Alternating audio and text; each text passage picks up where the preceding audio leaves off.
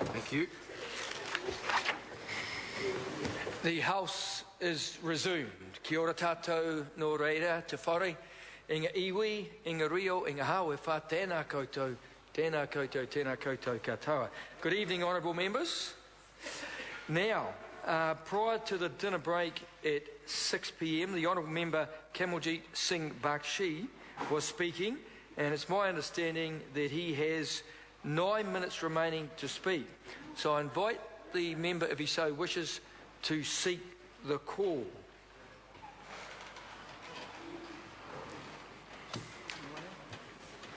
Anybody else? Oh, I call the Honourable Member Claire Curran. Mr. Speaker, I'd like to speak on the second reading of these two bills, the Regulatory Reform Bill and the Regulatory Reform Repeals Bill, which are being read together tonight. And I'd first like to say that it was a sensible decision to hear both bills together. The Commerce Select Committee took that view when it heard submissions and deliberated last year. Both these bills seek to improve the regulatory environment, and the first one amends the 13 Acts to reduce compliance costs and regulatory burdens on business, and the second one repeals 31 Acts which are out of date and no longer have any effect because they've been superseded. I'd also like to remind the House that the Regulatory Reform Bill is essentially a Labor bill. It certainly didn't come from the mind of the new Minister John Banks, and it certainly didn't come from the former Minister Rodney Hyde. It actually came out of the Quality Regulation Review, which was led by the Honourable Leanne Dalzell, who also chaired the Select Committee last year, which heard submissions on it. My colleague Leanne Dalzell introduced the first Regulatory Improvement Bill when Labor was in government, and it was passed under this government, which then took credit for it. The Quality Regulation Review, I think it's always important to hear a bit of history when you talk about these bills, just so that people understand the context from which they came. And the quality, well, you know, it's important also that members, especially new members in the House, actually go and do a bit of research and actually research the facts on the bills before they pipe up with their uninformed comments. The Quality Regulation Review report was released in September 2008. That's a fact. And especially former new members, especially members who have been broadcasters, it is always important to speak to the facts. And it addressed the regulatory barriers to business growth, which Labor was then very committed to addressing. Mr. Speaker, Labor was and remains committed to regulatory reform with a balanced approach that delivers solutions that work for business and benefit the New Zealand economy as a whole. And Labor's believed, and still does believe, that annual regulatory improvement bills are a sensible way of ensuring quality regulation. However, the changes in this bill, or these bills taken together, are hardly all-encompassing. Most are small and technical, and while I believe that the intent is important and that there will be some reductions in compliance costs and regulatory burdens, of which I will speak about in a minute, it's hardly an earth-moving bill, and it's not going to lead to great quantifiable changes in our economy. But there will be savings made and regulatory improvement gained.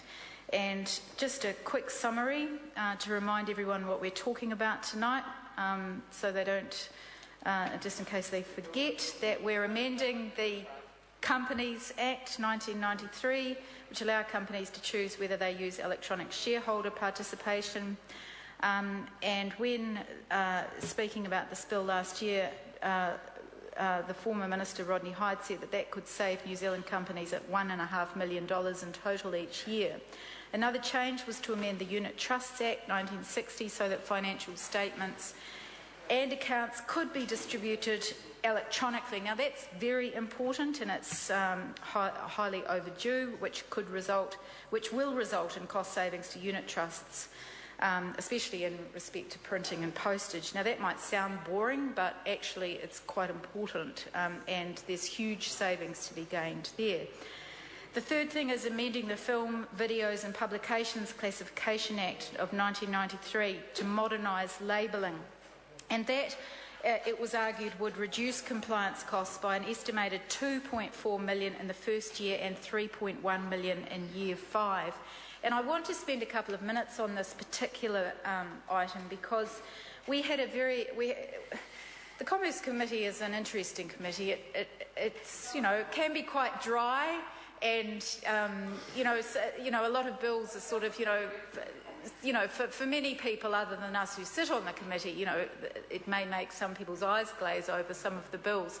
However, we do get impassioned submissions to us on the most interesting issues, and this is one that really did stand out during this bill, and it was from the Video Association of New Zealand, who came before us and seriously did give a quite impassioned submission on how a simple change to the law could allow the printing of classification labels on the sleeves of video cases, rather than having to actually be sat down and have somebody physically put those labels on, which is what has to happen at the moment. Now, you might be surprised in the House to hear this. It's a very arcane process, although for many of us actually do spend some of our time licking envelopes and putting things in them, and so that they can actually get out to people. But actually physically fixing labels on video case sleeves is actually something that still goes on in this country. And so the Video Association of New Zealand, which implored us to make a change which would result in considerable savings, which would be more than $2 million a year for them, and that would result also in supply chain efficiencies and product which would be able to be supplied to consumers quicker in these times of high demand. Although it was pointed out that the actual number of physical video games and videos are actually diminishing in our lives, as I think we all probably know, as more and more people are turning to the online environment, and hopefully if they are downloading videos and games, etc., that they are doing that in a legal environment rather than an illegal environment. However, there is, and it is something that I do hope that the Minister will address, because this bill has taken quite a long time to get to the House for its second reading after the Select Committee, that the